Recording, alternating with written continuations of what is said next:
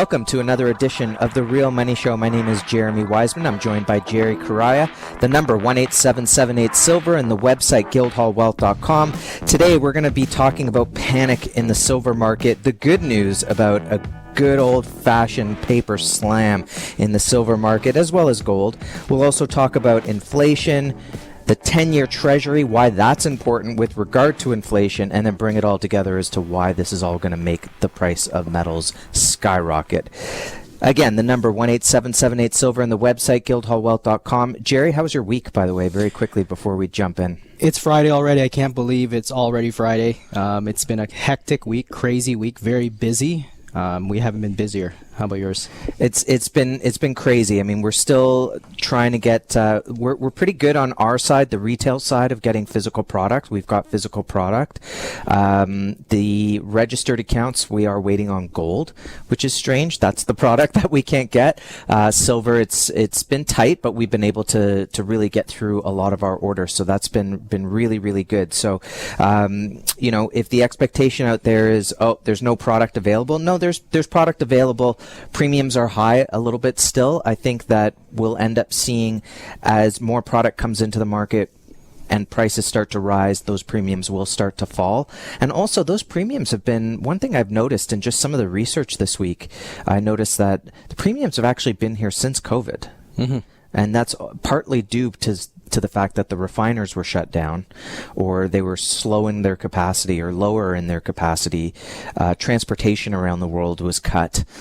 Pricing for shipping around the world has gone up.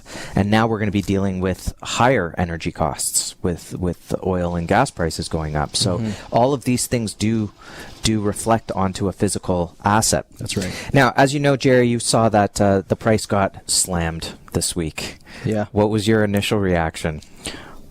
Reaction was expected. The Federal Reserve, obviously, all eyes are on this 10-year Treasury yield spiking to over 1.5%, which is very inflationary, signs of that.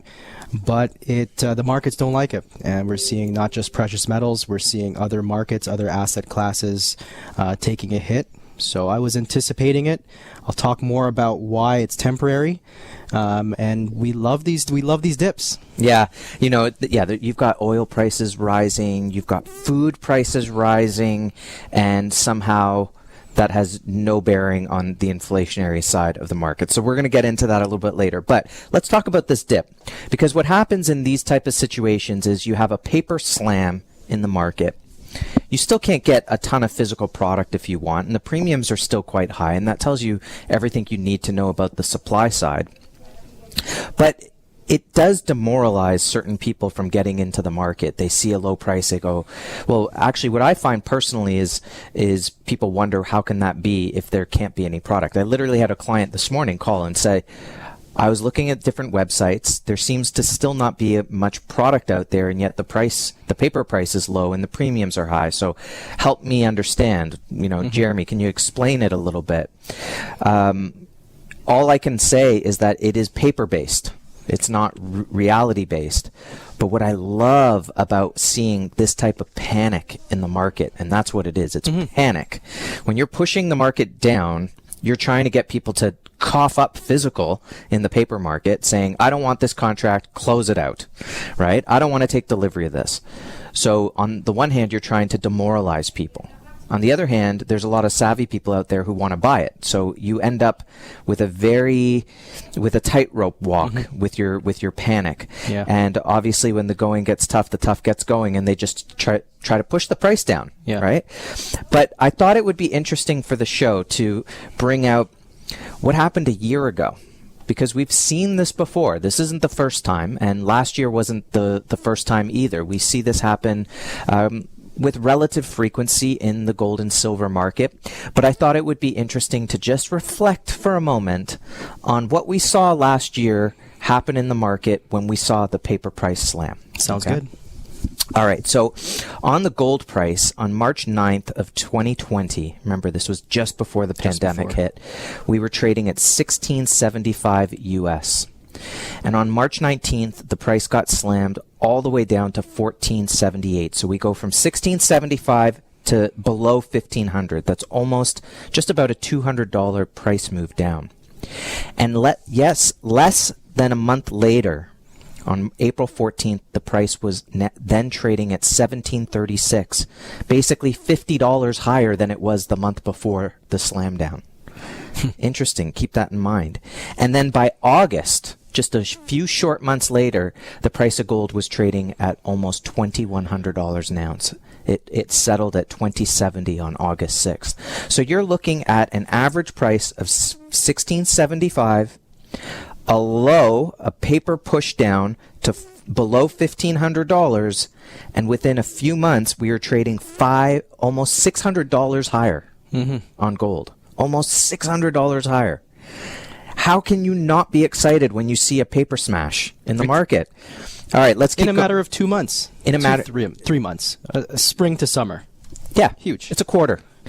So let's look at the silver market. Silver, February 24th. Price of silver is trading at a high at that point of $18.87. I'm not going average. I'm saying the high point was $18.87. They slammed it down. We know it went into the $11 range, but it closed at $12 on March 19th. So you're talking almost a $7 drop down in the market. That's massive. People were freaked out. The panic in the market was incredible. People were losing their minds. They didn't understand what was happening. They didn't understand. We understood, but it's sometimes hard to just get it across to people that, hey, this is an aberration. This is a good thing. You should be lucky. Also, however, at the time, and I tell this story all the time, the price of silver was under $12, and I couldn't buy it for less than $19 in the RSP. Exactly. Don't you remember when with similar to oil went beyond zero? And we know oil has utility. We all need oil. Yeah. Things didn't move for a while, similar to silver. Silver may not be coming across the border, or we're not getting our silver in our hands, but we went negative oil. Crazy. It's worth a lot of money. Yeah. It takes a lot of energy to get out of the ground. Yeah. Where is it today? Oil is a very good performer today. So anyways, back to the... Yeah. So, okay, so you have end of February, you're trading just below 19. By less than a month later, it's down almost $7 to $12 an ounce. And yet, by June 1st, we were back up to $18.30. Well, that's good, right? You can say, oh, yeah, it really was an aberration. Yet, by August 6th, we were trading at $29.37. So how can you not be excited? Which obviously that's like a $10 rise in silver from the baseline. How can you not be excited when you see paper slams? You go, this is it. They're getting ready for the market to go way, way higher. And this is nothing. We're seeing amazing gains. Okay, these are very good gains in precious metals, but this is nothing. This is nothing compared when we look at where prices can go. We're looking at other asset classes that are already at extremes, bubbling over. The valuations in the stock markets, those are way overvalued. When we're talking about a market here that is undervalued, that have the potential to go into the 100s for silver if we head into the 15 to 1 ratios. Gold, we have very conservative banks usually not really liking the gold market very much, talking about thousands of dollars for gold, 5,000, potentially 10,000 and plus gold prices. What does the world look like then? We don't know. We can all speculate, but we do know that precious metals is the only one left back. And in this bubble mania, we're anti-bubble, and we have tremendous potential ahead of us. The number 18778 silver and the website guildhallwealth.com. Jerry, you just said we don't know what the world would look like at $10,000 gold. No. And we talked about this a couple weeks ago with Tracy Clark. This idea that why does the world have to look bad at that price? It doesn't. The market could be amazing because at the end of the day, you need a revaluation, a revaluing of the gold market, so that you can do proper trade. That's right. Gold is money. There's a reason why the central banks own it, because it is money.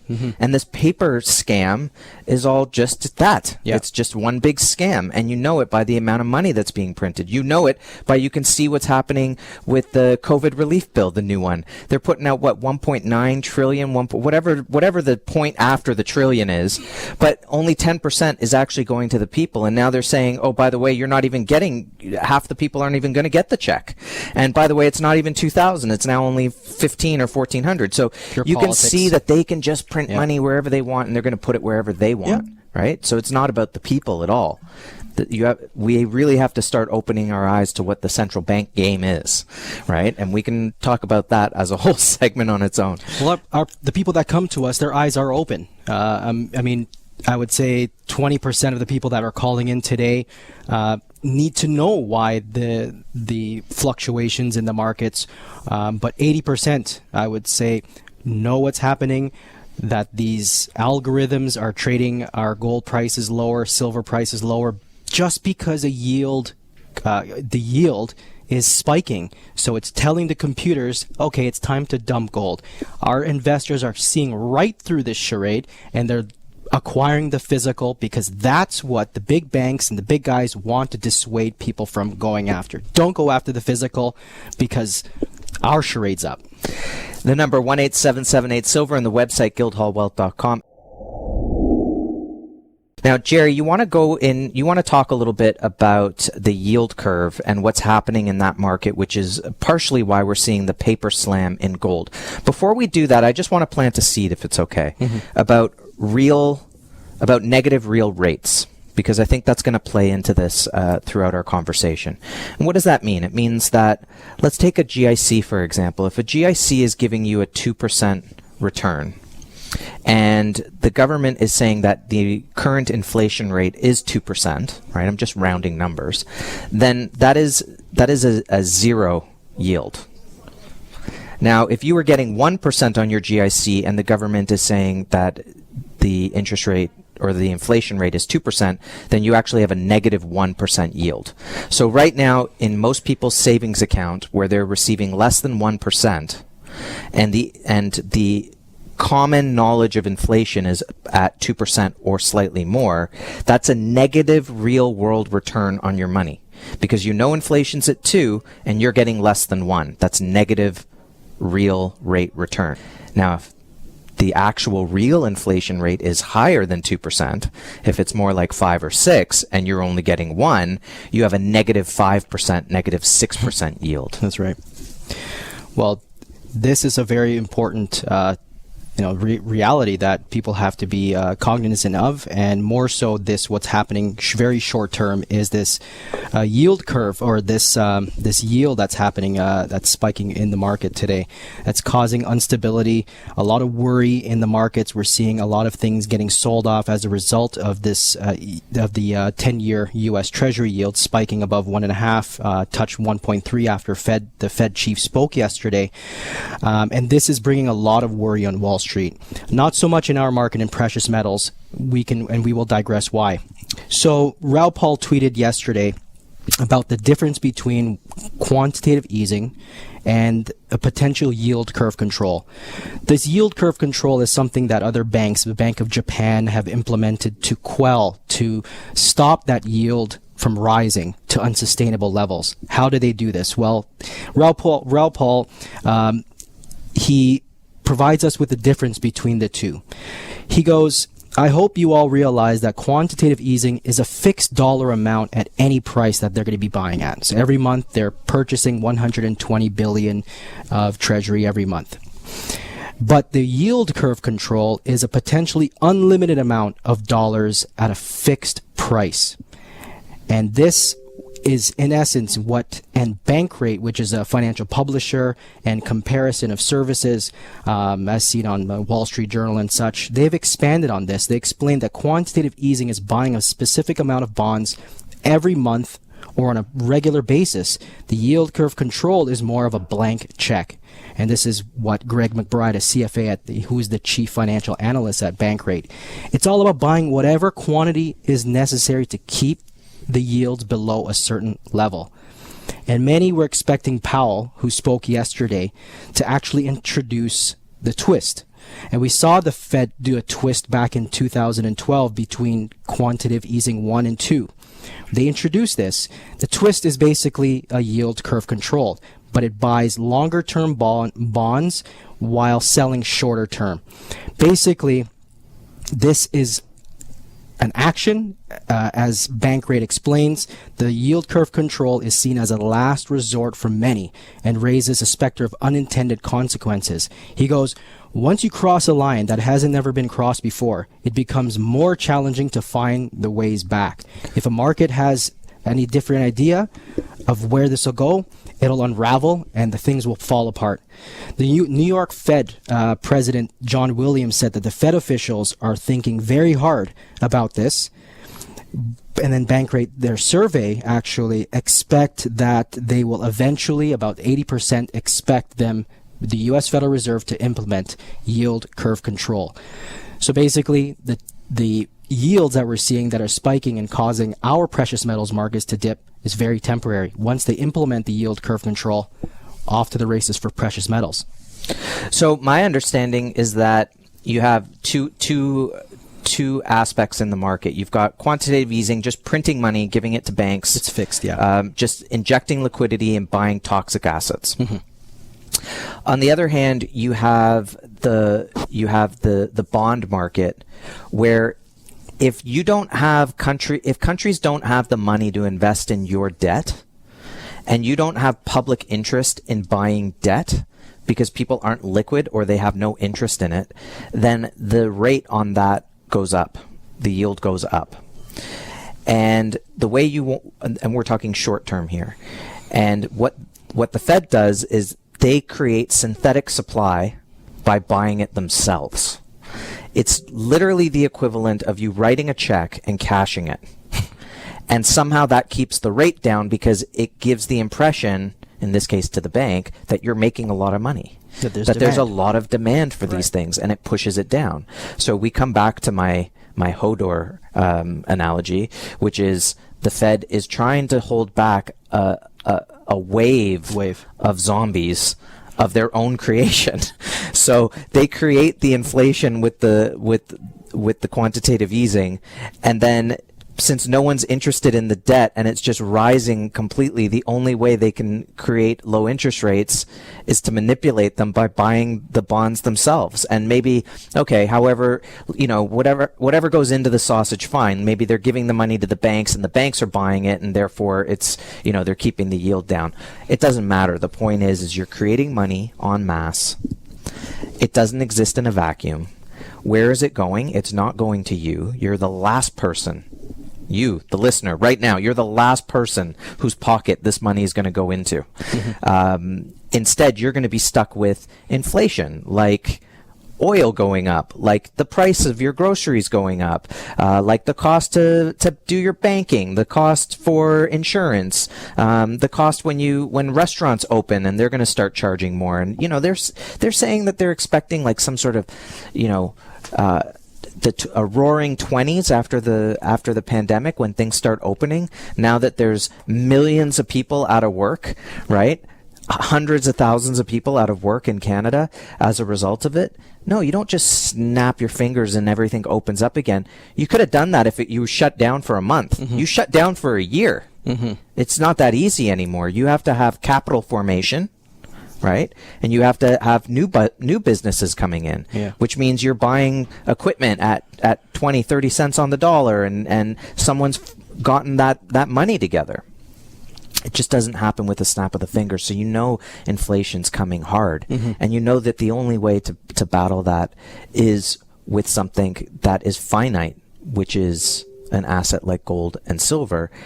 Now, we might have this aberration of a downdraft because of the yield curve rising at the moment. Very temporary. And this is just a very small illustration of how the Federal Reserve is literally just pulling out all stops. They've just transformed QE. They don't want to call it QE. They want to call it yield curve control. Slap some sort of a fancy name on it, like the new stimulus bill and initiative. but they are trying to stave off the next crisis. This is what they're trying to do. Hold on a second. They're trying to stave off the next crisis? I thought, aren't they currently in a crisis? Weren't they still trying to fix the crisis from 2008? Mm-hmm. This is exactly it. I mean, are they literally calling it they're trying to stave off a new crisis? I don't think they're really saying that. That this is actually coming from the analyst at Bankrate. He's basically saying that they're pulling out all the stops, that they're spreading its wings over the financial markets, trying to keep it propped up, the illusion going. But they're losing the narrative. Their people are seeing right through it, unfortunately. Well, fortunately for us, we are seeing right through it and waking up and acquiring something like precious metals to act as that wealth insurance against these experiments. Yeah, I think ultimately we know that gold and silver are a terrific hedge against inflation. We know that that's coming. Everyone can see clearly how much money the government is creating out of thin air, and you can't just sit there and say that that doesn't have any consequences. Yeah, you really can't do that. Now, one thing I'm noticing, getting back to the panic in the silver market, is you've seen a few interviews come out recently. One was David Curry. I think he's the head of metals at Goldman Sachs. We've quoted him before when he's been bullish from time to time. They wheeled him out onto an interview, I think on CNBC or something, talking about the fact that the ETFs changed their prospectus to basically say, well, we can't get the physical delivery of the product in right away, so we're going to change the prospectus to say that we don't have to have it in order to continue to have this vehicle up and running. What did you make of that? I mean, cut all the verbiage. You have to dig through the prospectus. Number one, the prospectus of an ETF, especially like SLV or SIVR, reads like dog food. You can't decipher what they're talking about. Is it real gold? Is it real silver? Is it paper? It's non-LBMA? Is it doré? Is it dust? Further, now they're changing the verbiage. Now they're saying that they don't have enough silver to back up the shares that they've issued. What's the ratio? Thousands to every 1 ounce? And now that people are waking up and, hey, I have $1 million worth of this ETF. I can demand physical delivery. Do they have it? No. They don't have enough physical silver. So this is again, going back to it, the silver is that Achilles heel to the entire system, because if there is a default, this ripple effect that will ripple through the entire financial system can happen. And we've seen it throughout the 08-09 when the mortgage-backed securities rippled. It was a credit crisis, a liquidity crisis.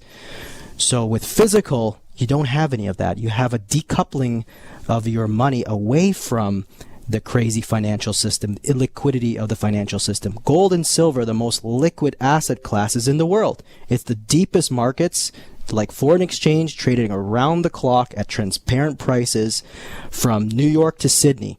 This is the most trusted market, and if you have these potentials, you want to create some sort of an independence, and that's what precious metals offers. Yeah, and I think the issue with the ETF is that you can't have it both ways. You can either say, well, we can't get the product right now, so we're cutting off eligibility. You can't buy into the ETF right now until we get more product in, right? So, but to say that, okay, well, we're just going to let people continue to buy in without actually having the product, and if the product can be released out of there, no problem, lend it to Goldman Sachs or lend it somewhere else, lend it to JP Morgan, then what good is it there, right? And this is the big warning to investors themselves, is what's the point of owning an asset for insurance purposes if when the time comes that the house is on fire, you can't get access to your insurance, where they say, sorry, we can't convert. Sorry, you're not a big enough client. All you've ended up doing is diverting your funds that should be going into the physical market, and you've diverted it away into paper. Now, they also brought out Jeff Christian on Kitco, and he's the managing partner of CPM, which is a commodities research, consulting, financial advisory, etc. He was in the original he testified originally when they were looking into the silver market with Bart Chilton, which would have been like over a decade ago, and Andrew Maguire was the whistleblower, et cetera. And he was the one who came out and said, yeah, the COMEX is leveraged like 100 to 1. And he also came out and flat out on Kitco said, we don't default. We could always just give out cash, whatever it was.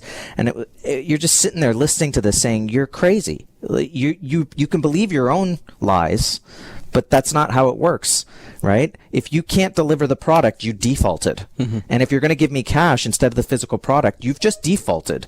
So don't tell me that it doesn't work that way and there's no such thing as a default. And okay, yeah, I guess you're right in the sense that you'll never call it a default, right? Greece never defaulted. They were not allowed to call it a default. Okay, fine, but a default by any other name, okay, does not smell as sweet. It is still a terrible thing, and that's what's going to happen if you keep continuing in the paper gold market. Let's keep on this topic, because this leads to why it's important to own physical and how that's going to drive the market much, much higher. The number 18778 silver, the website guildhallwealth.com. You can own physical precious metals in your RSP, TFSA, Lira, LIF, RIF, etc. Just give us a call at Guildhall. We'll help you own that directly in your registered account, or buy the product direct. Go to guildhallpreciousmetals.com and pick up some physical precious metals and get into this market for the first time, or continue to stack, as we say. The number 18778 silver, the website guildhallwealth.com. You're listening to The Real Money Show on Global News Radio 640 Toronto. Welcome back to The Real Money Show, the number 18778 silver, and the website guildhallwealth.com. We've been talking about the fact that the Fed is trying to manipulate the yield curve. It's jumping up right now, which is probably another aberration of the U.S. dollar. We'll get into that in a moment. We've been talking about the paper slam in gold and silver and how exciting that is, because it usually is a sign of panic in the market, whether or not it's triggered by the job rate or whatever they always put out on the TV or the news streams of why the market's moving, as though it's so black and white, and it just isn't. People don't look at the employment numbers and say, oh, I got to go call Guildhall and sell all my gold. It doesn't work that way. So we're seeing that happen a little bit, but ultimately, we've been talking about this paper slam. It's a panic. We love it. We love panics in the market, because we saw this last year.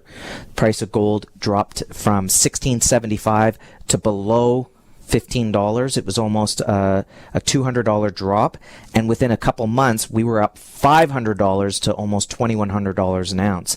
Silver last year this time was trading close to $19 an ounce. They slammed it down to $12, and within a couple months we were trading at $30 plus an ounce. Here we are. Oh, Jerry, get ready for this. A paper slam. $25 silver.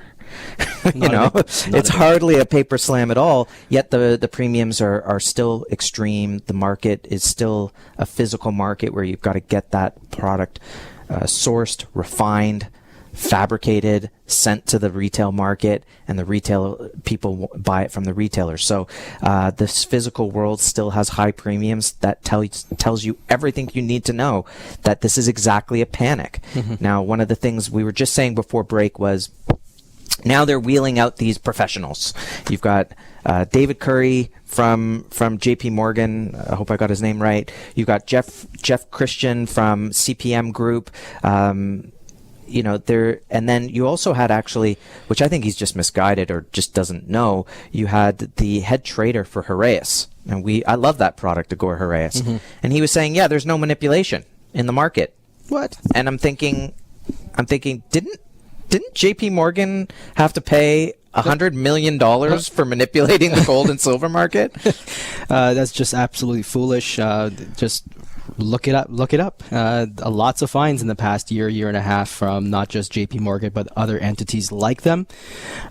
So the fact that they're paying is a signal that these guys are up to a lot of skullduggery in the market. And what about Scotiabank? Scotiabank were obviously so clean that they shut down Scotia Makata because they couldn't sell it, and for some reason they don't even want anything to do with their own vault. I mean, come on. I mean, whether or not the OSC wants to tell the public what's happening, the fact is it can't be good if you're literally shutting down the business and saying, we're not even going to have our vault anymore. That's right. And that's affected the market. That's definitely affected the market. All of those, whatever funds were in there holding physical that were just using Scotiabank services had to move somewhere else. We noticed after COVID that a lot of banks decided, man, we've got a lot of paper promises here. We need to start getting our inventories up because people are asking for the physical. Right. Whether it's for certificates, whether it's gold-backed funds. I think it was ABN AMRO back last April literally shut down a gold fund. They said, sorry, and I'm convinced without doing any research that people wanted delivery, that people wanted redemption, and they didn't have anything. So they just said, well, what's the most convenient way to do this? Let's just shut it down. Yeah, I mean, don't you think these people are being wheeled out because it's panic, right? Absolutely. And this pokes at the weakness of anything but allocated precious metals. The precious metals need to be allocated to you, the owner. If it's unallocated, like gold products that were offered by, for example, MF Global a few years ago, your investments went to zero. The gold was never yours. And if the gold is not yours, if you cannot hold it in your hands, you do not own it. And the product that we hold for you in your RSP and your TFSA is physically there for you, and it's owned by you. We provide you with title, with your name on the bar numbers, and go visit them when the restrictions get lifted. So this is just one of the facets that we have to cover when we are insuring your wealth. We cannot compromise on any aspect of ownership of precious metals, and serial numbers are one of them. The number 18778-SILVER and the website guildhallwealth.com to learn more about physical precious metals. Now, we were talking about inflation, Jerry, and the yield curve, and we were bringing out this idea of negative real-world return, right? Negative real return, saying, okay, if inflation's at 2% and you're getting less than 1% at the bank, that's a negative return, a negative real return. And now the rates are going up a little bit, and so people are probably thinking different, but it's not like the rates are going that high, are they? No, they cannot. They can't. They can't go high at all. And, the Fed who spoke yesterday, Fed Powell, mentioned that we're going to see a little bit of a pickup of inflation with the reopening of the economy. But, guys, it's going to be temporary, so don't worry about it. Reopening of the economy is inflationary. I mean, your policies are inflationary. The $1.9 trillion in stimulus, the Build Back Better policy, the infrastructure policy. Goldman Sachs actually wrote, following up his speech yesterday, they basically said it's going to look like close to $4 trillion. That's inflationary. And they have this imaginary target of 2%. Right. They don't go grocery shopping. And they've somehow maintained that 2% level for the past over a decade.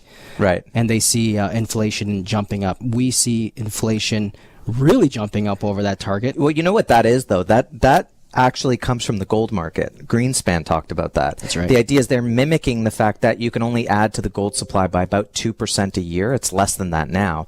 But if the Fed was following the discipline of gold, which you can only bring to market so much every year, then that caps inflation at basically 2%. So they're mimicking that, and they're sticking with it, right? They're sticking with it all the way. And by the way, I love that you just called him Fed Powell, because he's literally just a voice box for the Fed. These people, for whatever degrees they have, whatever knowledge they've gained in education, know nothing about what's actually happening. Look at what's happening with lumber, copper, 10-year Treasury note yield spiking. These are signs of an overheating, a bubbled economy before several $1 trillion more of construction and housing and finance, all of these initiatives for the Build Back Better. But he says temporary, but history says this particular genie, once out of the bottle, it's going to stick around for a very long time. The number 18778-SILVER, the website guildhallwealth.com. Stick with us. We're going to keep on this topic on the Real Money Show, Global News Radio, 640 Toronto. Welcome back to the Real Money Show, the number 18778 Silver, and the website guildhallwealth.com. Yes, inflation is not a good thing, but inflation can be your friend if you're well prepared, and that's what gold and silver is going to do for you. The idea is to have some physical precious metals in your portfolio, and the idea is to have a hedge. Most people are diversified only in one thing, the dollar. If you have a stock portfolio, everything in that is correlated positively to the dollar, whether it's the US dollar or the Canadian dollar. You don't have anything that's negatively correlated to the dollar. So it's like having everything on red 12, red 8. You're playing roulette, and it really feels like roulette these days, but nothing on black. Nothing at all. And that's what gold and silver does. It gives you that little bit of a hedge in the market. Thoughts, Jerry? Negative correlation is something I talk about a lot, and this is coming from a foreign exchange background, this is the way we view things as currencies, as money. Gold and silver typically move in the opposite direction of the US dollar index, and we look at the index right now, it's flirting upwards, touching maybe 2092, but this looks to be overbought. Similar precious metals look to be oversold, so this is a great buying opportunity. But negative correlations is very important when you have the asset classes that have benefited over the years through money printing and stimulus. You better have that hedge, because when that needle pricks that bubble, you better have that hedge to do the opposite. So as those asset classes start to going back to the mean, your precious metals will perform. I was just going to ask you, and you answered your own question. I was going to say, what do you say to someone who just believes that this is going to keep going, and that they're not concerned about the debts at all? The debt to GDP in the States, and I know it's probably the same in Canada. We're probably well over 100% debt to GDP. Yeah. This can't end well. I mean, the debt issue that we've seen in the other countries like Japan, they've kicked the can down the road for many, many years. And some people may scoff at the idea that this can't happen here. Well, guess what? The U.S. Federal Reserve runs the U.S. dollar. The U.S. dollar is the world's reserve currency. So whatever happens in the U.S. is very important, not to just the Americans, but to everyone around the world. Everything is denominated in U.S. dollars. So to think that just because Japan has done it and they have continued to manipulate and print and go negative rates, amortize their mortgages over a 100-year span, this can't be done in the United States. So this is a lot different now. And I feel like part of it is that central banks ultimately don't want you out of the system, right? That's what they hate about gold and silver ownership and cryptocurrencies. They want control. They want you in the system. If you decided, I don't want to be in this system, that's why you start to see, the central banks wanting to come out with their own cryptocurrency so that they can control it, so that they can see exactly where you're spending money. And if they don't like if you're buying a Dr. Seuss book, guess what? You're canceled, right? You can't use your money, can't travel. These are the type of things that happen with a digital currency. And that's why the crypto sphere is trying so hard to keep it independent. And we'll see what happens in terms of government regulation on that. I think in the gold market, what they try to do, and what we've hoped we've been able to illuminate today, is they try to demoralize you by pushing the prices down. But it can't be stopped. It hasn't been stopped. Gold was trading at like $200 an ounce in 2000, right? Silver was trading $4 or something like that. So look at 20 years later, the market is so much more higher, and it's obvious they've tried their best to cap it. They've tried their best to demoralize people from getting out of the system. But that's what people are doing. They come to us, they say, I don't want to have all this money in the bank. I'm not insured to have all this money in the bank. So no offense to the banks, but you're not insuring me on all this money, so I need wealth insurance, so I'm going to buy gold and silver. But when you own physical gold and silver outside the banking system, there's no counterparty risk, right? They can't take it away from you. And my last point on that is this idea that people are concerned about confiscation, which I really don't think they should be. And we've talked about it many times on the show, but, if you asked a gun owner what would happen if they tried to confiscate the gun, right? It's a different story, right? They'd say, well, try it. Try it. Try That's it. right. Well, shouldn't it be the same with precious metals? Yeah. At what point do you stand up? At what point do you hold the, the pickaxe and get out there and protest and say, no, I won't be tyrannized anymore, right? This is asset ownership, and I refuse to deal with asset forfeiture. But guess what inflation is? It's exactly what it is. Yeah. It's asset forfeiture. And that's in its stealth. The average investor, the average citizen has no idea, but they can they can see it before their eyes. They see the prices rising, and they also see what they're buying is a lot smaller year over year. I remember when we didn't have these mini cans of Coke, and but they're only 90 calories. Jared. I don't care. Give me the calories. I need them. But I mean, smaller bags of chips. There's probably like 3 chips in a bag. I don't know. This shrinkflation is a phenomenon in itself, but this is a reason why this is happening is because you're diluting the money supply. Right now, what would you prefer to get into, gold or silver? With silver to gold ratio at 61 right now, this is definitely a screaming buy for silver. Silver is such a small market in every industry, including our pockets, including being money, that this doesn't make any more sense. A simple strategy to employ is buy the silver at these levels. And when the ratio tightens to about 12-1, then you can convert into your gold in the future, or roll it into some other hard asset like a diamond or some property or some asset. But it's all about ownership for your future, for your future children, for your children's children. This is generational wealth through gold, silver, natural fancy color diamonds. I'm excited. I'm so excited. I love the silver and gold panic in the market, because I know that means very, very good things to come. We're not panicked. We're not scared. No, we're not panicked. We're excited when we see what's happening right now. We know it's all a bunch of BS, and it's exciting. So if you feel like you want to get and be a part of this market, feel free to touch base with us. The number 18778-SILVER, and the website guildhallwealth.com. Another great week. Can't wait to speak with you again next week here on The Real Money Show on Global News Radio 640 Toronto.